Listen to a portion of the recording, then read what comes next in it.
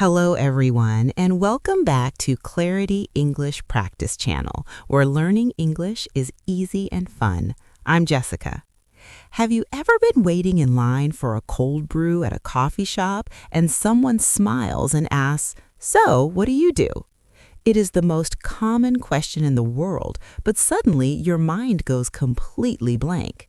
You know exactly what your job is, but finding the right words to explain it feels impossible.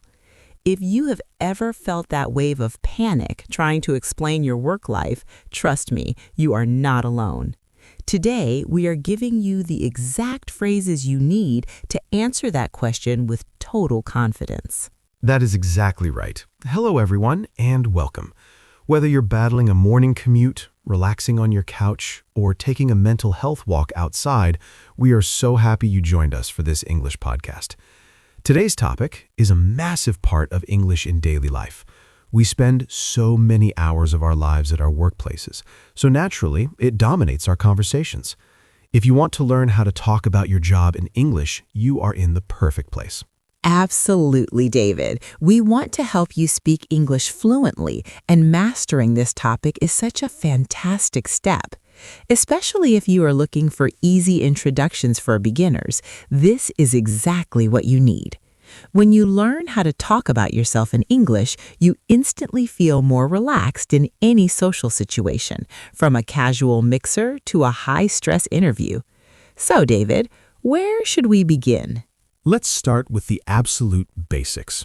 For anyone focusing on English for beginners, the easiest way to start is just by sharing your job title. You do not need complicated, overly corporate words. You can simply say, "I am a teacher," or "I work as a graphic designer." That is so true. Keeping it simple is the best way to start your English journey. For example, I am a content creator, and I also work as a presenter. What about you, David? Well, I am an English teacher, and I truly love it. Now, sometimes people want to know a little more. They might want to know where you work. You can easily add that by saying, "I work for a tech startup," or "I work at a hospital in Chicago." And what if you don't work for a big company? What if you are your own boss, living that freelancer life? Good question. If you run your own business, you can simply say, "I am self-employed." It's a great natural phrase that native speakers use all the time during a normal English conversation. Okay, so now they know your title. The very next thing they'll probably ask is what you actually do all day. This is where you need to describe your responsibilities without sounding like you're just reading a boring resume. Right. A perfect phrase to use here is "I am responsible for." So if you work in a bustling office, you might say, "I am responsible for managing social media accounts." I like that phrase. Another really helpful one is "my main task is." For instance, I could say, "My main task is to create fun and easy lessons to help people learn English." How would you describe your main task, David? For me, my main task is helping students feel confident when they do their English speaking practice. It's a simple sentence, but it paints a very clear picture of my day. Speaking of what your day looks like, people absolutely love hearing about routines. Everyone is secretly curious about how other people spend their time. If you want to talk about your day, it's a guaranteed way to keep the conversation going. Exactly. And this is actually a fantastic exercise for anyone at the A1 English level. Describing a daily routine uses very practical, everyday vocabulary. The easiest way to share your routine is to start with your working hours. You can say, "I start work at 9 o'clock and I finish by 5 o'clock." That gives a clear timeline. Then you can talk about the specific things you do. You might say, "Every morning I check my emails and attend a quick team sync. Then I focus on my main projects until lunchtime." And you definitely should not forget to mention your breaks. Breaks are the best part of the day, honestly. You can say, "I usually grab lunch with my coworkers around 1 in the afternoon, and I might take a short coffee break later in the day to survive the afternoon slump." My daily routine is a little bit different because of our crazy recording schedule. Usually, I prepare my scripts in the morning, film in the afternoon, and then review the videos before I wrap up around 5 o'clock. How about your teaching routine, David? I usually spend my mornings planning out my lessons. Then I spend my afternoons teaching classes and helping my students practice speaking. I usually finish my workday around 4 in the afternoon. Now, a big part of any job is the work environment. Where do you actually do all of this work? The modern workplace has changed so much recently. It really has.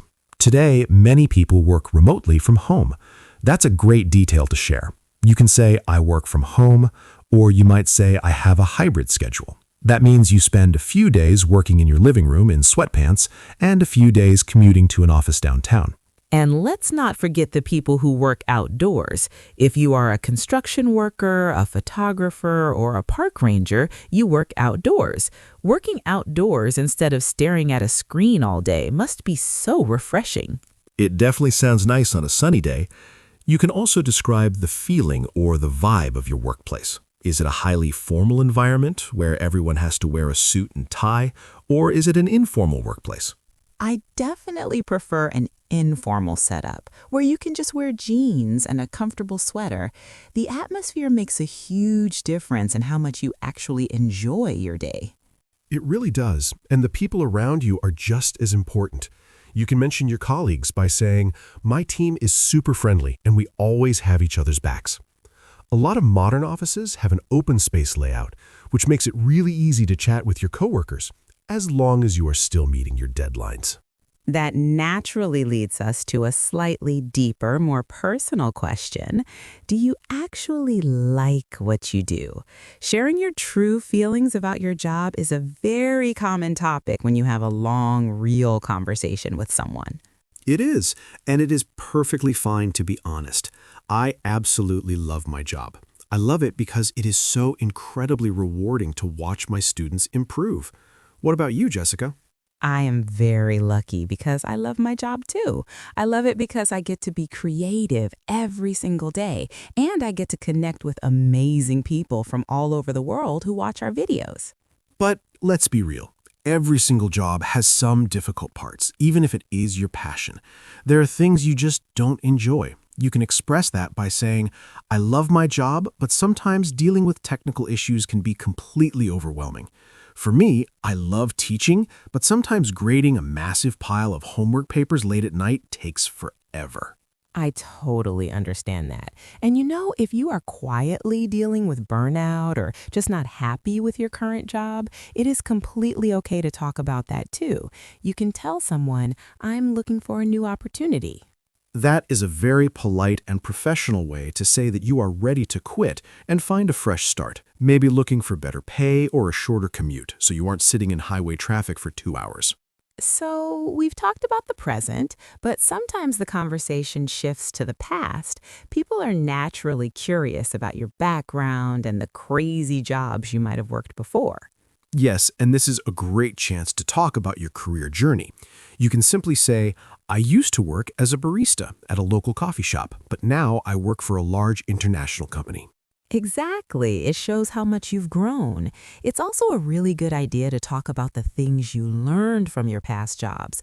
You can say, in my last job, I learned a lot about customer service, and I learned how to handle stressful situations calmly without losing my cool. Sharing those details shows that you have valuable real-life experience and skills. Now, what about the future? It's always so inspiring to share your dreams and goals with someone. Where do you see yourself a few years from now, David? That's a fun question. My ultimate dream job is to travel around the world and teach English face-to-face in many different countries. I want to experience different cultures while helping people. That sounds absolutely amazing. I would love to continue growing our platform so we can reach even more people full-time. That is my biggest professional goal right now. You can also talk about the specific skills you want to build for the future. You could say, I really want to improve my public speaking skills, or I want to learn more about digital marketing. It shows the other person that you're ambitious and driven to level up. We have focused a lot on how to talk about yourself, but remember, a good conversation is a two-way street. After you share your own story, you need to ask the other person about theirs. The most polite and common way to start is simply asking, and what do you do? Once they tell you their job title, you should show genuine interest. You can ask follow-up questions like, "Oh, do you enjoy your work?" Or, "How long have you been working there?" If you want to dive a little bit deeper and really get them talking, you can ask, "What is the best part of your job?" Or, "What does a normal day look like for you?" These questions make the other person feel truly heard, and it keeps the chat flowing naturally without any of those awkward, painful silences. We have covered so much ground today, from sharing your daily tasks and describing your office vibe to dreaming about the future and learning how to ask great questions. If you practice these exact phrases, we promise you will feel so much more comfortable the next time someone asks you about your career. It just takes a little bit of practice. Thank you so much for spending your time with us today. We really hope this helps you build your confidence. If you enjoyed hanging out with us and found this helpful, do us a huge favor. Give this video a big like, hit that subscribe button, and join our wonderful family here at Clarity English Practice Channel. We promise to make learning English as fun and painless as possible. We absolutely love reading your comments, so please let us know down below, what is your ultimate dream job? We can't wait to read your answers. See you in the next one.